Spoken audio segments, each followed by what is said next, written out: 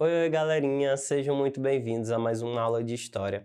Eu sou o professor Lucas e estamos retomando os nossos conteúdos e trabalhos depois de um ano letivo extremamente desafiador e vamos começar nesse primeiro momento fazendo uma reanálise de conteúdos que vocês estudaram no ano anterior e a gente vai, a partir dessas perspectivas, iniciar novos conteúdos também, certo? Então, é a nossa primeira aula para o 8º ano, mas vamos ver um conteúdo lá do 7º ano, que é sobre a consolidação das monarquias europeias, ou a formação dos Estados Nacionais modernos. Mas como que as monarquias vão se consolidando ali naquela região da Europa?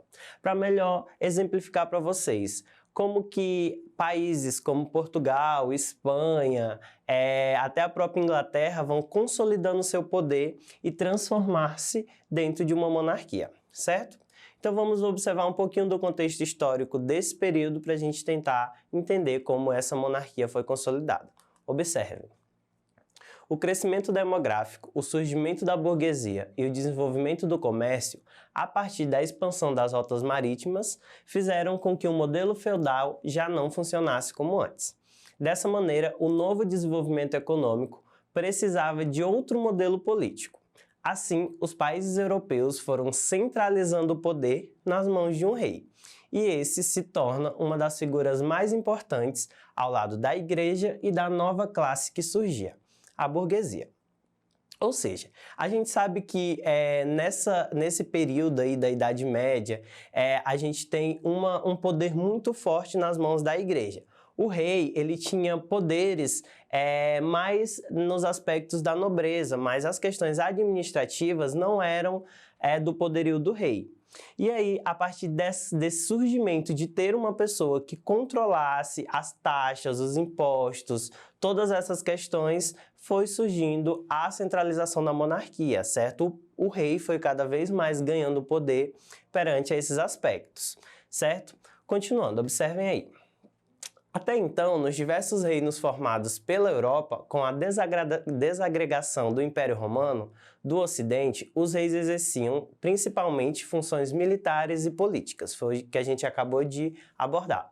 Sem cumprir atividades administrativas, o rei tinha seus poderes limitados pela ação da nobreza feudal, que, por serem os senhores de terra, controlavam de fato o poder. Essa organização do poder é chamada de monarquia feudal, e sua principal característica era a fragmentação do poder. Como o feudalismo ainda estava muito presente nesse período, então era um sistema muito marcante ainda, então os reis eles eram limitados apenas a controlar os poderios militares e exercer essas funções mais de guerra, certo? As funções administrativas, o comércio, a comercialização, a venda, a compra, tudo isso era controlada pelos senhores feudais. Mas com o surgimento dessa nova classe social, que é a burguesia, que é quem vai deter todo esse aspecto dentro da produção comercial, há necessidade de se haver uma adequação dessas taxas, valores e impostos. Por exemplo, para fazer a comercialização de uma cidade para outra, os comerciantes, muitas vezes passavam por vários feudos, várias terras de diferentes donos e diferentes senhores feudais. Em cada uma dessas várias terras havia uma taxa que cada um criava, um valor que cada um criava, uma taxação que cada um criava.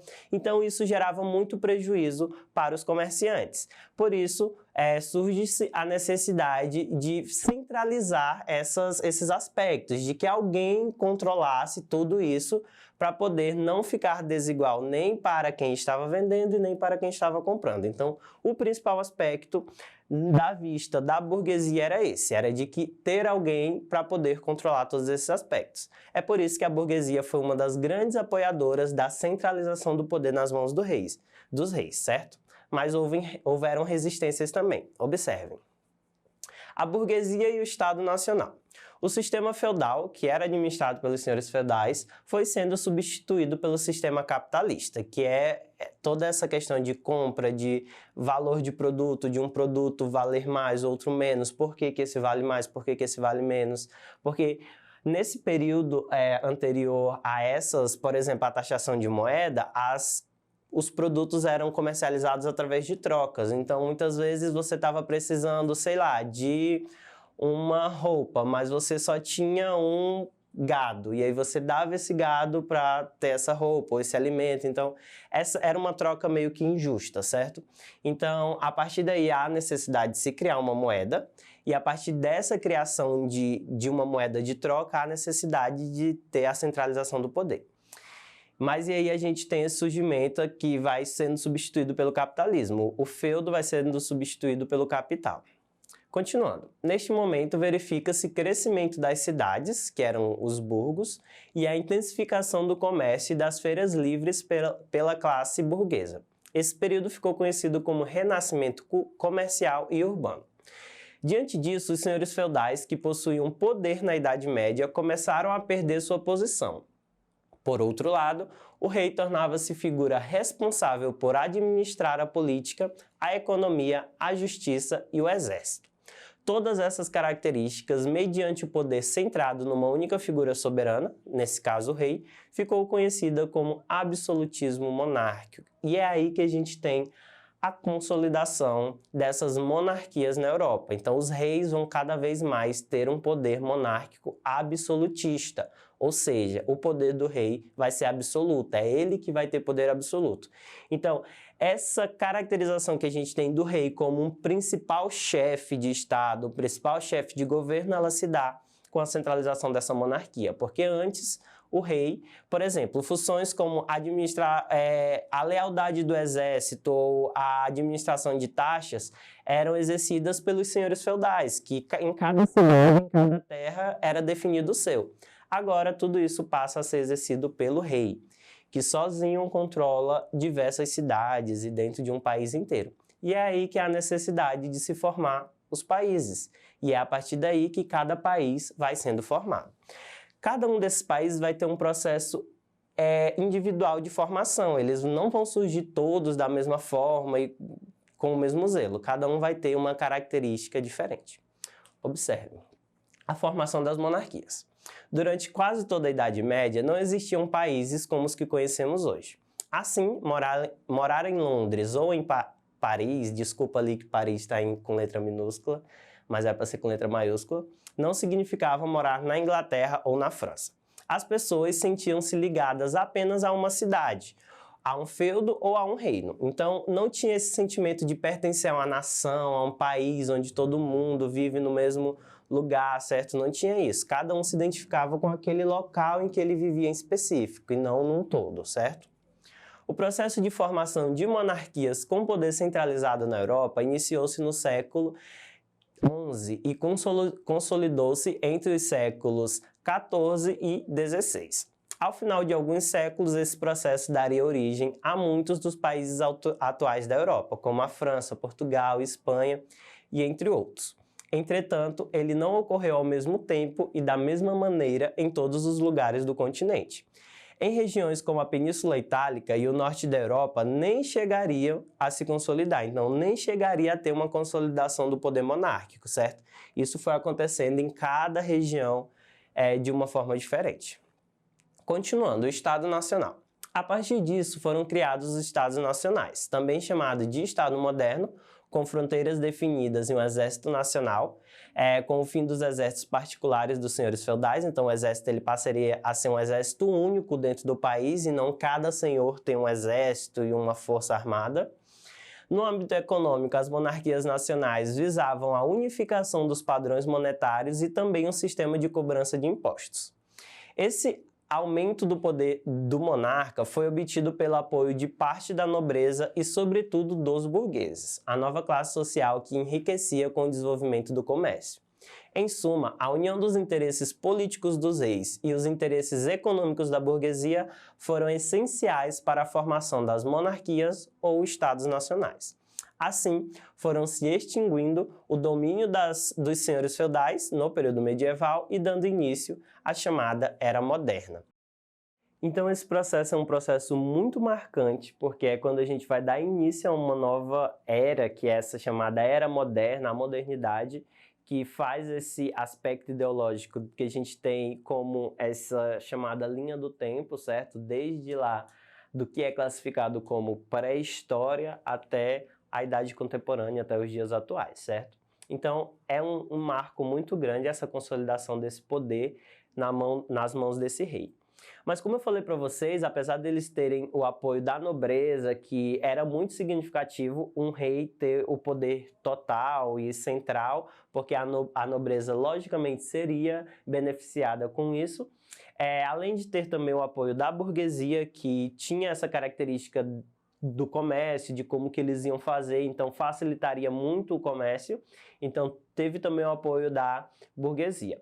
A Igreja Católica, por outro lado, foi um dos aspectos que mais tiveram resistência, certo? Que mais se resistiram a essa ideia de centralizar o poder nas mãos do rei. A igreja tinha medo, muito medo, que um rei pudesse se tornar superior, ter um poder superior, politicamente falando, do que o do próprio Papa, que nesse período era quem tinha essa influência política, social e até econômica muito grande. Então a igreja resistiu um pouco a essa centralização, mas não teve para onde. Teve que acontecer, aconteceu, e hoje a gente tem esses países extremamente formados, apesar do período de tempo ter se passado. Então isso foi muito importante para a nossa história, certo? Não só para a história desses países, mas para a nossa história contemporânea como geral. Então, para a gente tentar melhor entender o conteúdo, vamos fazer duas questões rapidinho para tentar fixar melhor o conteúdo. Primeiro, observe. Sobre a centralização política na Europa durante a época moderna, é correto afirmar que se tratou de um processo. Então, essa centralização ela se tratou de um processo, letra A, uniforme, ou seja, que ocorreu no mesmo momento e da mesma forma em diferentes países europeus. Letra B, no qual a nascente burguesia ocupou o poder e os reis e rainhas tinham pouco poder. Letra C, ocorreu de maneira similar nos países europeus, entretanto, em tempos distintos. Ou letra D, que se iniciou na Inglaterra durante o reinado de Henrique VIII, o primeiro a centralizar o poder.